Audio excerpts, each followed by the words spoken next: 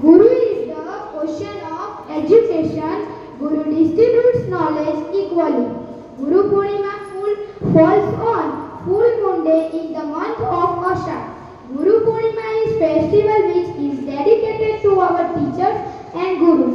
We celebrate Guru Purnima as a mark of respect towards our teachers and gurus. Guru is a pillar of strength, wisdom and love. Guru has a very important role in our life. It is also known as Vyas Purnima, marks the birthday of Ved Vyas. It is believed that on Guru Purnima Lord Shiv taught yoga to the Saptarishi. A guru always shows the right path to his students. Guru Purnima is celebrated with great joy and happiness in India and also in our school. Last but not least, I would like to tell you, when you reach home, please touch the feet of your parents and hug them and wish them Happy Guru Purnima. Once again, Happy Guru Purnima to all. Thank you.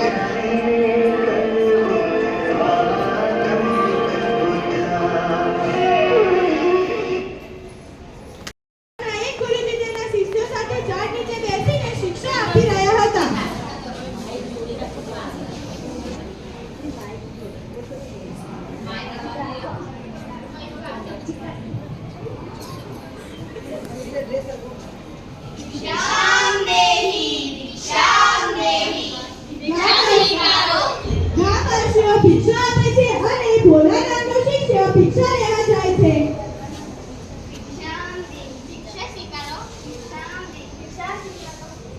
Bhola એક ઘરનું બારણું ખખડાવે છે અને તે ઘરમાંથી એક તાંત્રિક બહાર આવે છે. આ કોણ છે જે મારી દરવાજા ઉપર આવીને બીજાના વખાણ કરે છે? મારા ગુરુજી સર્વશક્તિશાળી છે. આટલી હિંમત કાઢી કે તું મારા દરવાજા ઉપર આવીને બીજાના જ્ઞાન ગાય છે. જોઉં છું કે તારા ગુરુજી કેટલા શક્તિશાળી છે. હું તને શ્રાપ આપું છું તો કાલનો ઉગતો સૂરજ નહીં જોઈ શકે, તારી મૃત્યુ થઈ જશે. ભોલા આશ્ચર્ય અને ગભરાટમાં આશ્રમ તરફ જાય છે અને ત્યાં ગામવાસીઓ મળે છે. તાંત્રિકોનો શ્રાપ ક્યારેય નકામો થતો નથી.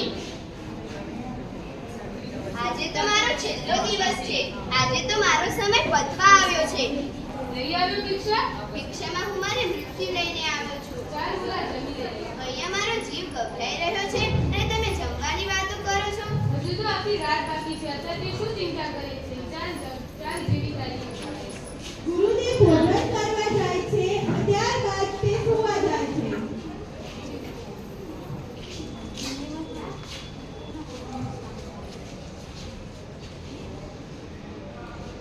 બોલા મારા પગ દબાવી આપો.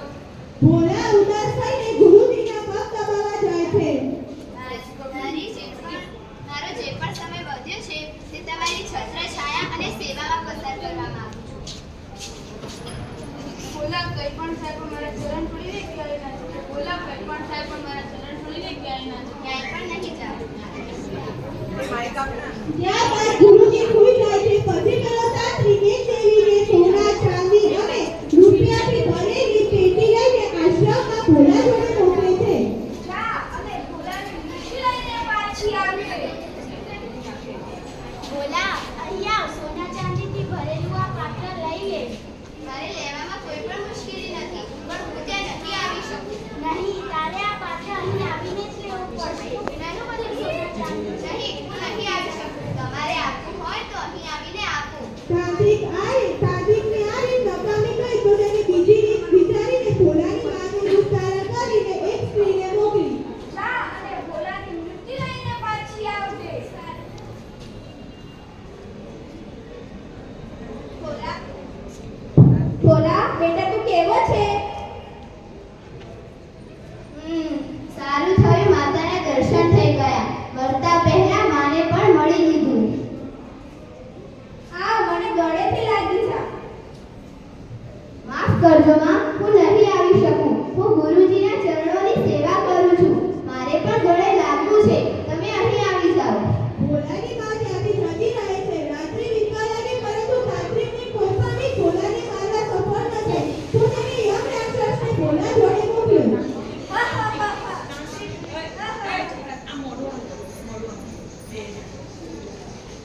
જા અને ભોલાની મૃત્યુ લઈને આવજે. ચાલ ભોલા, હું તને લેવા આવ્યો છું. તારી મૃત્યુ આવી છે. કાલ હોય કે મહાકાલ, હું નહીં આવી શકું. હું ગુરુજીના ચરણ છોડીને નહીં આવી શકું. જો મારી મૃત્યુ આવી હોય તો અહીં આવીને મને લઈ જાય. રાક્ષસ ત્યાંથી ચાલ્યો જાય છે. સવાર પડે છે. ગુરુદેવ ભાગે છે. સવાર તો થઈ ગઈ. બોલા તું તો કહેતો હતો કે તાંત્રિકનો શ્રાપ કદી નકામો જતો નથી, પરંતુ તું તો જીવે છે. લાગે તો એવું છે કે હું જીવું છું. ભોલાની રાજવાણી આખી વાત યાદ આવે છે અને તે સમજ પણ આવે છે કે ગુરુદેવ અને ક્યાંક ચરણ છોડી એટલે કે પ્રકાશ તો આપણને અજ્ઞાત રૂપી અંધકારમાંથી જ્ઞાન રૂપી પ્રકાશમાં લઈ જાય એ ગુરુ. ગુરુ પૂર્ણિમા એ અષાઢ સુદ પૂર્ણિમાના દિવસે ઉજવવામાં આવે છે. ગુરુ એટલે કે માત્ર શિક્ષક નહીં, પણ એવું કોઈ પણ વ્યક્તિ કે જેના પાસેથી આપણે જ્ઞાન મેળવ્યું હોય, કંઈક શીખ્યા હોઈએ, જેના કારણે આપણા જીવનમાં પરિવર્તન આવ્યું હોય, એને ગુરુ કહેવાય. સૌથી પહેલા ગુરુ એ આપણા માતા પિતા છે કે જેમને પાસેથી આપણે બોલતા, લખતા, ચાલતા શીખીએ છીએ. એના પછી આપણા વડીલો, આપણા મિત્રો અને આપણા જૂના અનુભવો એ પણ આપણા ગુરુ જ કહેવાય છે. ગુરુ પૂર્ણિમા નિમિત્તે એક પૌરાણિક કથા પ્રચલિત છે કે લગભગ 15,000 વર્ષ પહેલા હિમાલયની ચોટી ઉપર આ વિશ્વને અજ્ઞાત રૂપી અંધકારમાંથી અંધકારમાંથી પ્રકાશ તરફ લઈ જવા માટે એક સિદ્ધ પુરુષ તપ કરતા હતા. તેમની ના આંખો ખુલ્લી હતી, ના તેઓ કશું બોલતા હતા, ના તેમના શ્વાસ ચાલી રહ્યા હતા, માત્ર તેમની આંખોમાંથી આંસુ નીકળતા હતા. એક દિવસ 84 તપસ્વી તેમની પાસે આવે છે અને તેમની પાસેથી જ્ઞાન મેળવવા માટે આવે છે, પરંતુ તે ના કશું બોલે છે કે ના તેમની આંખો ખોલે છે. એ તપસ્વીઓ તેમની પાસેથી જ્ઞાન મેળવવા માટે ત્યાં જ રહી જાય છે. દિવસોના દિવસ વીતી જાય છે, વર્ષો વીતી જાય છે, પણ ના તે આંખો ખોલે છે કે ના કશું બોલે છે, પણ તેઓ તેમની પાસેથી જ્ઞાન મેળવવા ત્યાંના ત્યાં જ રહે છે. એક દિવસ તે તેમનાથી ખુશ થઈ અને આંખો ખોલે છે અને કહે છે કે હવે તમે જ્ઞાન મેળવવા માટે સજ્જ છો. એ તપસ્વી હતા ભગવાન શિવ, જેને આપણે યોગ ગુરુ, જેને આપણે આદિ ગુરુ તરીકે ઓળખીએ છીએ અને પ્રથમ યોગી તરીકે ઓળખીએ છીએ. એ દિવસથી ગુરુ પૂર્ણિમાનો તહેવાર એ ઉજવવામાં આવે છે. આ સિવાય એવા કેટલાય ગુરુ અને શિષ્યની વાતો છે કે જેમાંથી આપણને પ્રેરણા મળે છે. એવા જ એક શિષ્ય છે અબ્દુલ કલામ, જેમને આપણે મિસાઇલ મેન તરીકે ઓળખીએ છીએ અને એ આપણા દેશના 11મા રાષ્ટ્રપતિ થઈ ગયા. તેઓ નાનપણથી આપણા જેવા, તમારા જેવા સામાન્ય બાળક જ હતા. કંઈ પહેલાંથી વૈજ્ઞાનિક નહોતા, પણ એમને ભણવાનું, એમને કંઈક આગળ વધવાની એટલી બધી ઈચ્છા હતી, એમને બહુ જ રસ હતો એમાં, ભણવામાં અને એમાં. એમના ઘરે વીજળી પણ નહોતી, તો એઓ લેમ્પના અંધારામાં ભણતા હતા. તેમના શિક્ષક હતા સર્વપલ્લી સુબ્રમણ્યમ અય્યર. એક દિવસ તેઓ તેમને નદી કિનારે લઈ જાય છે અને કહે છે કે જુઓ, આકાશમાં એ પક્ષી ઉડી રહ્યું છે. જેટલું એ ઊંચે ઉડે છે એટલું તમારું મગજ અને સપનાઓ પણ એટલા જ ઊંચે ઉડી શકે છે. તો તમે તમારી ઈચ્છાઓ અથવા સપનાઓને સીમિત ના રાખો, ખૂબ ઊંડું સુધી વિચારો, ખૂબ ઊંચે ઉડો. એમનાથી એમને એટલી બધી પ્રેરણા મળી અને એમના જીવનની દિશા બદલાઈ ગઈ. એક મહાન વૈજ્ઞાનિક બન્યા અને આપણા દેશના 11મા રાષ્ટ્રપતિ બન્યા. આજના આ ગુરુ પૂર્ણિમાના દિવસે